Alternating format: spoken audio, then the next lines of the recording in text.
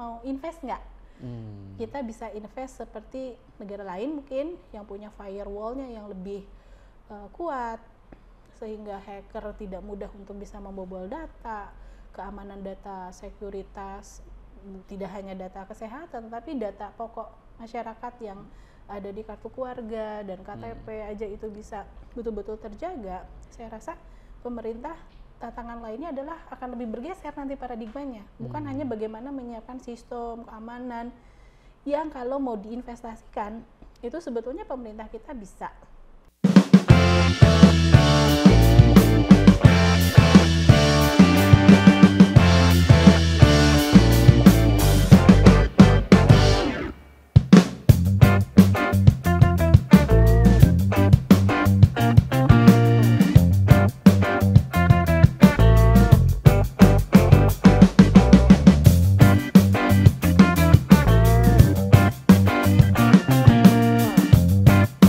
Pemerintah Indonesia telah mengembangkan aplikasi untuk pemerintah dan mendukung konsep e-government. Nah, tidak hanya satu tapi ada ribuan aplikasi.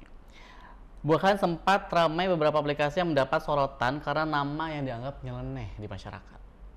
Apakah aplikasi ini efektif? Untuk membahas ini lebih lanjut, dari kedatangan tamu yang luar biasa nih sore hari ini, yang begitu cantik dan sudah on point, ada Ibu Rahmayanti. Selamat datang, Ibu. Selamat datang, terima kasih atas penerimaannya.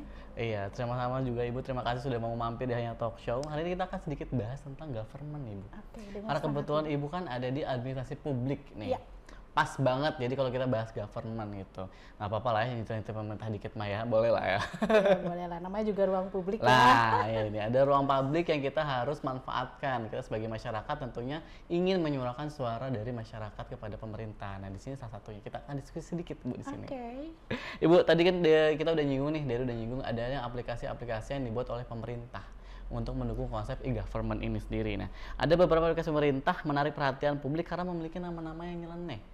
Kayak kemarin Kabupaten Cirebon ada si Popel, tapi udah ganti nama sih. Udah ganti nama. Terus ada si Sit Hall katanya. Terus ada Siskaku Intip. Nah, ini lucu-lucu memang ya, Bu ya. Terus ada lagi nih Mas Dedi memang jantan juga ada, Pak. Terus ada lagi, banyak deh, ada beberapa, kalau nggak salah ada sekitar 30 lebih nih nama aplikasi-aplikasi yang memang nyeleneh menurut masyarakat. Nah, persepsi Ibu atau dampak dari hal ini terhadap masyarakat ke pemerintah seperti apa sih, Bu? Ya. Menurut pandangan Ibu nih, Bu. Oke, karena saya studinya AP ya. Kalau dari AP, sebetulnya kita melihat bahwa sah-sah saja pemerintah mau menamakannya apa. Mungkin inovasi ini pada saat Kang Ridwan Kamil ya menjabat sebagai gubernur, di situ banyak sekali kreativitas Bu Cinta lah dan lain sebagainya ya. Tapi kalau kita lihat dari segi bahasa, tergantung penerimaan dari gen. Kalau kita sekarang lihat Gen Z, milenial, alpha kemudian lahir ya, Gen alpha, penerimaannya beda-beda.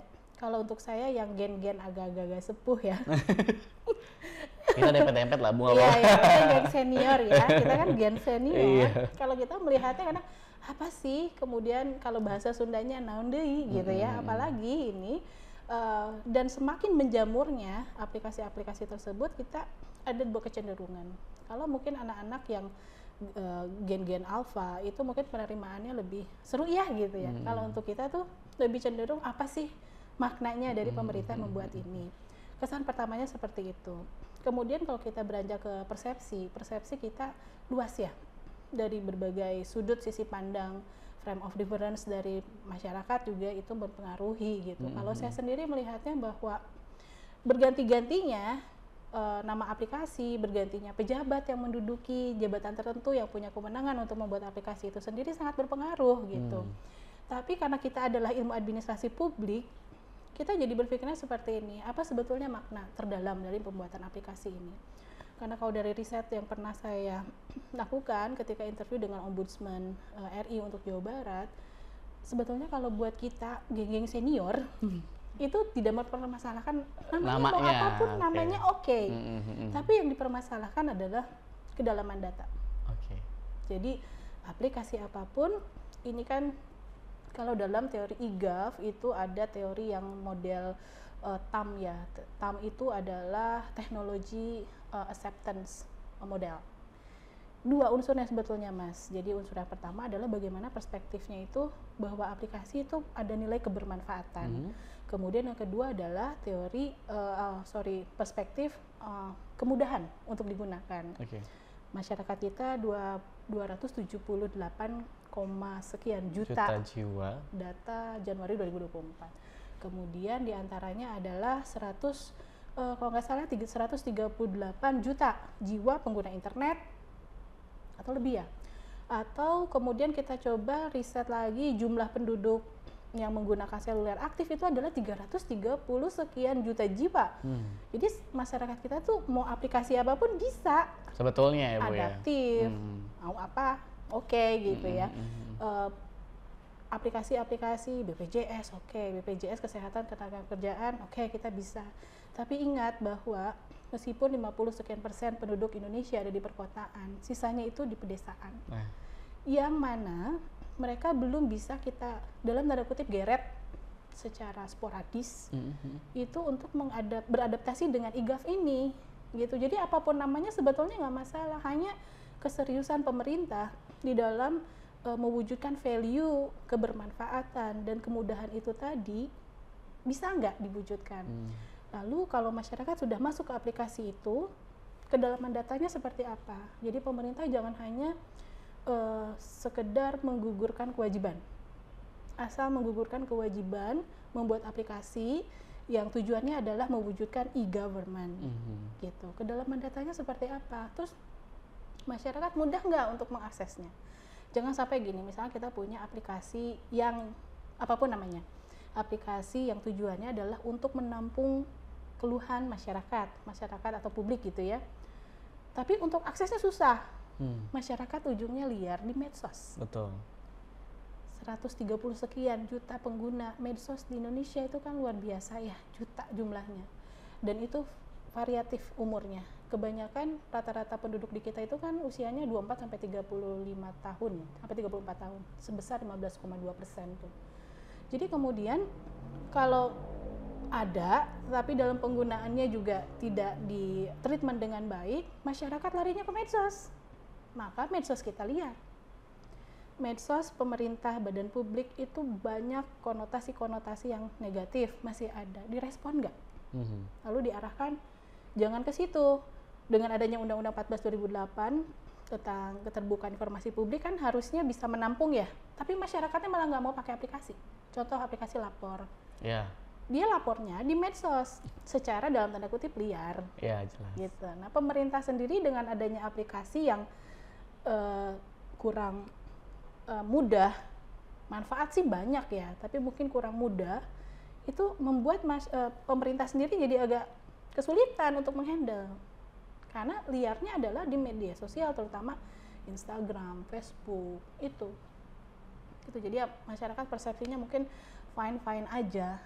Mereka tetap bisa menghargai apa sih effort dari pemerintah. Tapi engagementnya itu saya rasa belum terlalu terjalin antara pemerintah dengan masyarakat gitu. Masyarakatnya mau atau tidak menggunakan, atau masalahnya malah masyarakat jadi disengagement. Jadi nggak ada upload KTP, takut. Ya, karena sisi dari keamanan data. Jadi itu tadi, apapun yang pemerintah lakukan, masyarakat Indonesia itu sangat support. Sebetulnya. Apalagi dengan digitalisasi pemerintahan gitu ya, dengan konsep apapun dalam administrasi publik atau pemerintahan, masyarakat kita itu sangat bisa diandalkan oleh pemerintah sebagai partner. Cuma itu tadi. Ini menarik banget, kayak keseriusan pemerintah itu memang jadi pertanyaan banyak orang, terutama masyarakat ya. Karena kan tadi disampaikan bahwa inginnya mempermudah. Konsep e-gov ini kan berujung untuk mempermudah layanan, mempermudah pengaduan dan lain sebagainya. Itu mempermudah kehidupan masyarakat sebetulnya. Tapi pada pelaksanaannya kan tidak semua masyarakat bisa menikmati itu, dan tidak semua masyarakat paham akan itu. Kalau kita berbicara tadi Ibu sampaikan bahwa ini mah tergantung perspektif aja Mas gitu, mau nyebut apa, mau apakah itu nyeleneh kah atau emang menarik kah mau atau serius bagus gitu ya? atau gimana kan tergantung perspektifnya. Cuma Yeah. kan bagaimana nih kedalaman data dari pemerintah dan keseriusannya aku pikir ya. Yeah. Keseriusan pemerintah dalam menjalankan visi dan misinya ini. Betul. Mau dibawa kemana nih sebetulnya? Ini aplikasinya bertujuan untuk apa? Mungkin lebih ke sana sih Bu yang aku lihat ya. Iya, belum lagi bergantinya pimpinan, kemudian ada lagi yang ini ditiadakan, kemudian ada lagi masyarakat itu butuh sosialisasi yang intens. Tapi kembali kita bertanya, apakah pemerintah juga akan komitmen untuk mengedukasi masyarakat akan secara sustainable, terus berkelanjutan untuk mensosialisasikan ini? Jadi sebetulnya titik temunya tuh belum ada gitu. Iya, karena tadi baik lagi kalau Ibu sampaikan bahwa pemimpin kita beda pimpinan, beda aplikasi, dan akhirnya aplikasi yang sebelumnya malah mangkrak, tidak berkelanjutan. Ya, padahal kalau memang itu baik harusnya dilanjutkan. Nah ini mungkin apa ya, aku harap sih pemerintah setelah nonton video ini bisa lebih mawas diri lah, maksudnya kayak ketika memang ada program dari sebelumnya memang baik ya silakan dilanjutkan gitu loh. Karena masyarakat Indonesia itu kita sebagai pengguna tidak bisa langsung ketika ada yang baru langsung ngerti kan enggak juga gitu. Ada tadi sustainability-nya, ada keberkelanjutannya, ada terus sosialisasinya yang terus digalakan, jadi kita tuh paham gitu. Betul. Penggunaannya seperti apa, fungsinya apa dan lain sebagainya gitu kan Bu. Nah dari berbagai macam aplikasi yang di awal disebutkan ternyata ada banyak dan ribuan, bahkan ada 27.000 aplikasi e-government lainnya gitu lah.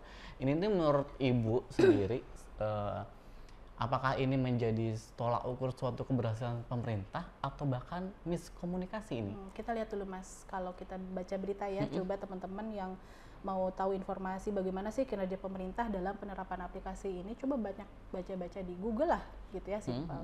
Bahwa 27.000 aplikasi itu posisinya data tidak terintegrasi dan masih overlapping atau tumpang tindih.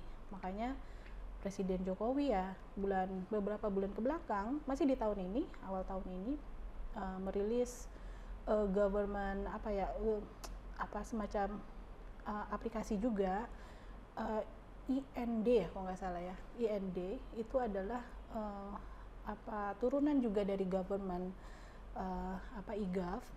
Itu fungsinya adalah untuk mengelolanya secara terpusat. Jadi kalau sekarang itu kan pemerintah pusat punya aplikasi, pemerintah daerah juga punya aplikasi gitu. Dan bahayanya gini, kalau aplikasi itu dibuat hanya untuk penyerapan anggaran. Nah, ini. Gini pertanyaannya. Ini.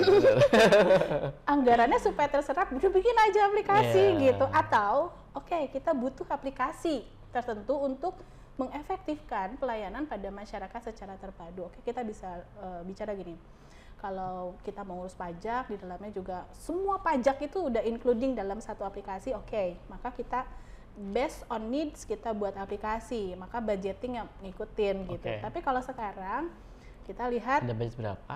Nah, bikin itu apa? penyerapan anggaran. Ada budget berapa? Bikin apa nih? Nah, gitu. ya. Tidak berdasarkan kebutuhan masyarakat sebetulnya. Walaupun memang dari beberapa aplikasi yang dibuat itu juga ada ya berdasarkan kebutuhan juga, tapi persentasenya ini yang berapa-berapanya nih kita juga nggak tahu kan ya Bu, berapa kita nggak bisa meriset itu secara detail dan strict tegas ya. Tapi intinya adalah dari pemerintah performance pemerintah itu berdasarkan apa? Kalau memang anggaran tidak terserap untuk 1-2 kinerja, kemudian tahun depan takutnya nggak keluar lagi misalkan gitu ya, yang kenapa enggak? Karena kita pun kan melihat bahwa ada urgensi tertentu. Kalau memang tidak urgent, lebih baik gini, satu aplikasi betul-betul di-manage, betul-betul di-improve kinerja aplikasi itu sendiri dari segi sistem. Kayak kan kita Indonesia banyak sekali tenaga ahli IT yang luar biasa ya, jangan mau kalah sama hacker gitu ya. Jangan kalah sama Bjorka ya. Iya, Bjorka ya, imigrasi ya, salah satu korbannya. Ya kita nggak boleh mau kalah, tapi lebih baik ini daripada ganti-ganti, dibenahi. Seperti kita punya rumah, direnov. Bukan ganti rumah ya Bu? Bukan ganti rumah. Ganti rumah berarti penghasilannya berapa tuh tiap bulan? Kan gitu. Kalau ganti rumah berapa penghasilannya tiap bulan tuh? Rusak malah ganti rumah, renovasi dong. Tapi kalau aset nggak apa-apa sih. Iya, kecuali emang banyak asetnya. Tapi apa Bu? Selama bisa di quality-nya lebih di-improve, saya rasa itu lebih baik. Iya, harusnya ya Bu ya. Harusnya bisa lebih baik. Tadi Ibu bilang ini pemerintah itu belum bisa mengintegrasikan nih dari masing-masing aplikasi ini. Sebenarnya apa sih buat tantangannya yang dihadapi pemerintah nih? Akhirnya sulit untuk mengintegrasikan dari masing-masing setiap aplikasi yang dibuat itu. Tantangannya adalah firewall kita mungkin masih lemah, tapi itu bukan kapasitasnya untuk berbicara di sini karena kompetensi saya nggak di situ. Jadi andai saja integrasi data, keamanan data, keamanan data itu adalah menjadi milik masyarakat, itu akan lebih baik. Gitu. Jadi tantangannya adalah lebih di keamanan data itu tadi, kebocoran data BPJS, kemudian imigrasi ya, di pangkalan data nasionalnya itu error, kemudian sekian minggu ya, kalau nggak salah lebih dari 10 hari saat itu error, kemudian kerugian tentunya ada di pihak masyarakat, itu adalah tantangan sebenarnya.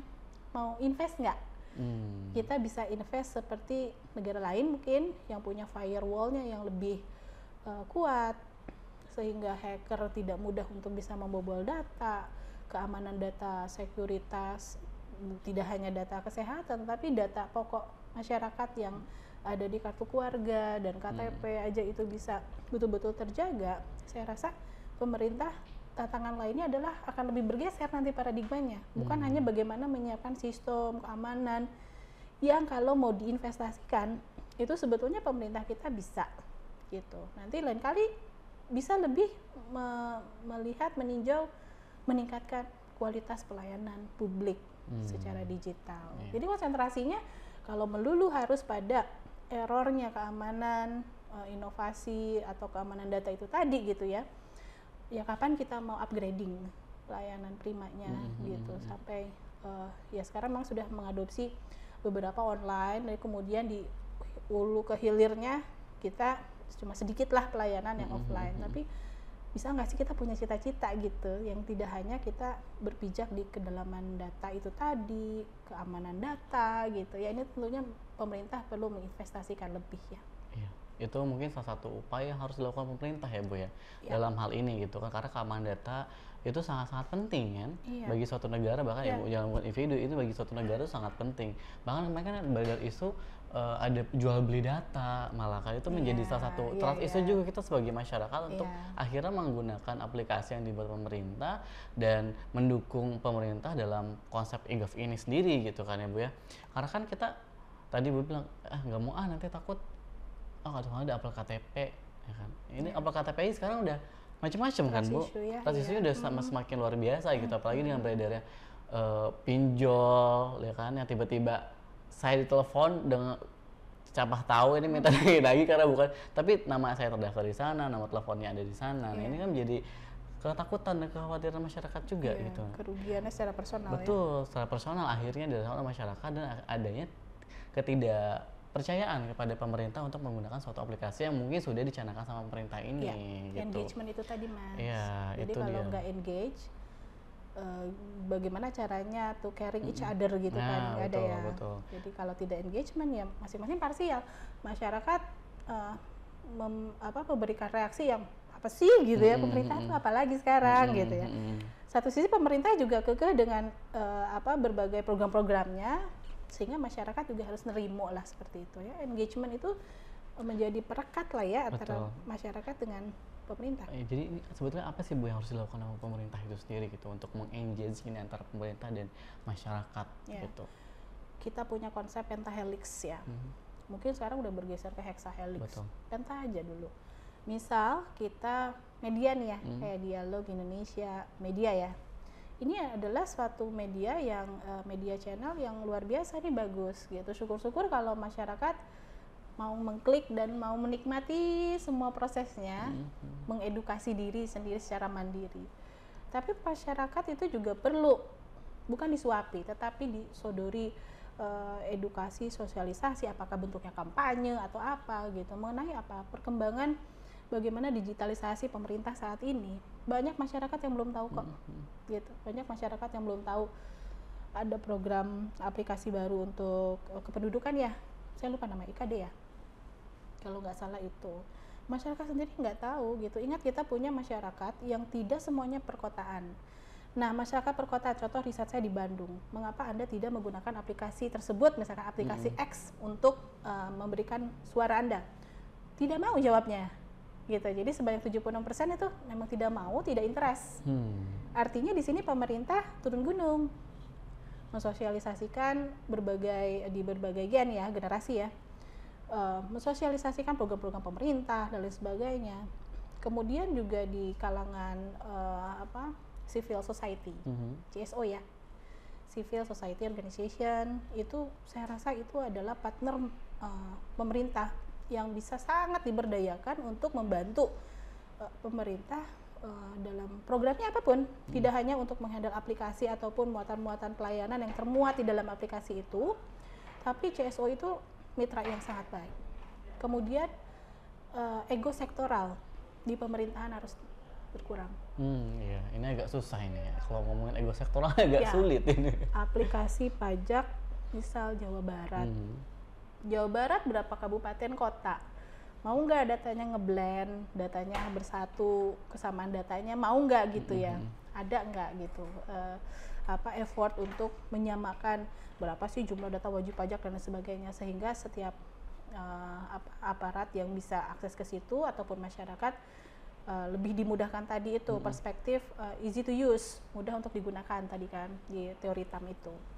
Nah, kemudian sisi lainnya apa? Tadi media, kemudian civil society, masyarakat, pemerintah, dan stakeholder lainnya itu perlu juga mendukung, seperti sekolah-sekolah. Gitu ya, sekolah-sekolah. Seperti misalnya nih, karena saya dari Universitas Swadaya Gunung Jati atau UGJ ya, kebetulan kita di Prodi FISIP, pasti setidaknya saya akan sosialisasikan event ini kepada mahasiswa kita ya, teman-teman dosen, seluruh sivitas akademika, terutama juga pimpinan gitu ya. Ini mau tidak mau jadi well known. Oh iya ya, betul ya, bahwa pemerintah ini ada sih kinerjanya, betul sih, baik sekali gitu ya. Entah itu persepsinya seperti apa. Jadi minimal apa yang harus dilakukan itu ya dengan menggandeng pentahelix itu tadi. Syukur-syukur nanti bisa menggandeng pihak-pihak lainnya yang dirasakan perlu, misalnya wirausaha ya, sektor usaha atau bisnis, itu kan bagus juga. Jadi dengan bisnis satu sisi invest, tapi pemerintah juga mengamanahkan beberapa programnya melalui wirausaha itu untuk kemaslahatan masyarakat publik itu sendiri. Betul, berarti intinya mungkin adanya komunikasi dan juga kerjasama, kolaborasi itu sendiri ya Bu ya, agar menciptakan tujuan kita sama-sama nih. Karena kan kita balik lagi, apapun yang kita buat masing-masing tujuan bermuara satu ya kan, untuk kemaslahatan masyarakat itu sendiri gitu, yang artinya masing-masing dari stakeholder ini berperan penting di setiap prosesnya. Betul kan, berbagi peran ya Mas ya. Betul. Kolaboratif kan berbagi peran, berkolaborasi, bersinergi, itu kan berbagi peran. Jadi enggak single one man show aja pemerintah. Jangan one man show pengen terlihat baik tapi hasilnya nggak ada. ada hasilnya. Harus kerjasama, teamwork itu akan jauh lebih baik. Teamwork together, everyone achieve more, itu adalah salah satu slogan, salah satu perguruan tinggi di Bandung yang selalu saya ingat ya, together everyone achieve more, betul juga ya, teamwork. Teamwork.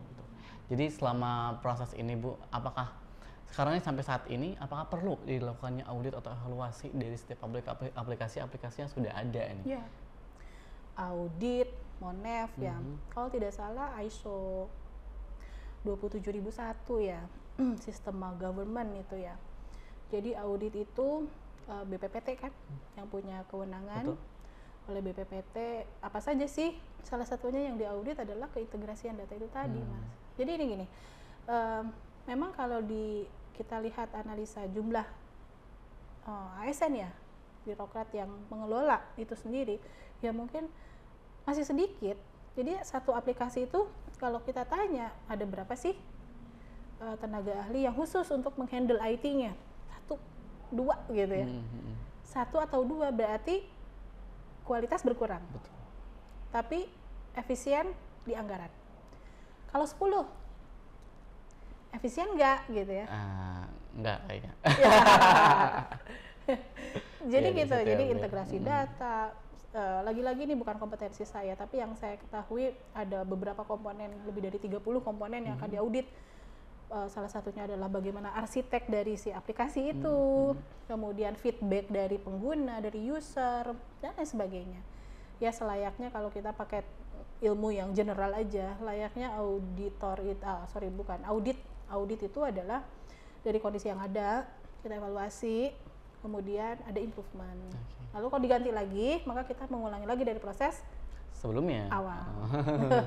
Terus jadi PR-nya seperti kita berjalan di tempat, evaluasi lagi gitu ya.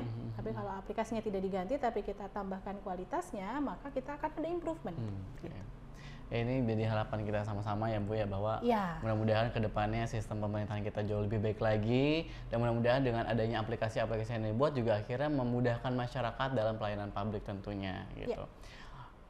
Bu, terakhir sebelum kita tutup diskusi hari ini, mungkin ada sedikit nggak apa sih yang harus dilakukan masyarakat nih? Karena kan tadi isi pemerintahnya nih, dan masyarakatnya sebagai penggunanya itu harus seperti apa sih? Apakah kita harus tetap percaya, udah nih kita percaya sama pemerintah dengan apa yang dilakukan pemerintah, atau harus seperti apa sih? Ya, selama kita berstatus sebagai warga negara Indonesia, maka kepo is care ya. Kepo is care, maka ya rasa ingin tahunya, jangan nggak mau tahu. Karena saya belum butuh pelayanan itu gitu ya. Nah, jiwa-jiwa yang cueknya itu dari masyarakat ya mungkin yang harus dibenahi ya. Jadi kita harus mau tahu, kita harus mau belajar, memperkaya juga, saling memberikan suara-suara positif untuk pemerintah. Jangan suara sumbang terus. Nah, suara merdunya juga dikasih. Dengan terus kita meningkatkan improvement diri kita harus improve terus harus juga aware terhadap lingkungan sekitar. Karena mungkin kita belum perlu nih, tapi mungkin saudara atau tetangga kita butuh. Nah, kita kan bisa membantu kan, ketika memang sudah kita paham, tetangga kita belum paham nih, kita bisa membantu mengedukasi atau bahkan kita mengawal prosesnya sampai beliau bisa merasakan manfaat dari aplikasi pelayanan publik itu sendiri ya Bu ya. Terima kasih banyak Ibu Rahmayanti sudah mau mampir ke Hanya Talk Show. Mudah-mudahan kita bisa berbincang lagi ya Bu ya. Karena seru banget nih kalau kita ngomongin administrasi publik itu sangat luas dan banyak yang pengen aku bahas sebetulnya. Ada beberapa nih yang masuk juga pengen bahas ini deh, pengen bahas ini deh. Nah, itu kita coba atur waktu lagi. Mudah-mudahan Bu Rahmayanti berkenan untuk hadir lagi di sini. Dan kalau misalnya teman-teman pengen lebih tahu tentang administrasi publik, bisa langsung daftar ke Universitas Swadewinujati atau UGJ di Fakultas Ilmu Sosial dan Ilmu Politik. Nanti ketemu Ibu Rahmayanti. Iya, prodinya ada dua, komunikasi dan AP, administrasi publik. Gitu di AP ada Ibu Rahmayanti, jadi kita teman-teman bisa lebih nanya lagi nih, sebenarnya harus bagaimana sih, apa sih, dan lain sebagainya. Itu bisa datang langsung aja ke kampus, atau informasinya nanti diletakkan lengkap di description box ya.